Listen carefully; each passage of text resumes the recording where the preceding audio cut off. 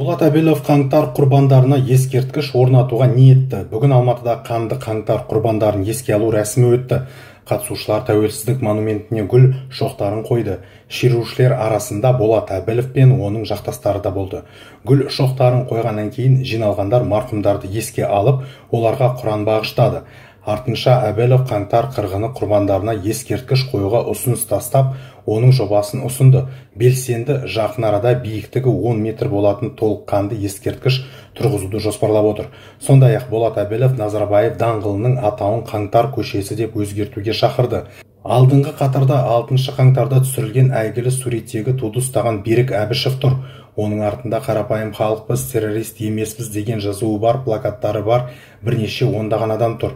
Болат Әбіловтің айтуынша, оның партиясы қаңтар оқиғасын халық көріп, тарихта мәңгі қалатындай етіп қалпына келтіргісі келеді. Террористер әрине тізімге енбейді. Біздің білуімізше қаза тапқандардың 90% қарапайым тұрғындар. Бұл билікке тиімді емес екенін түсінеміз, дейді Әбілов.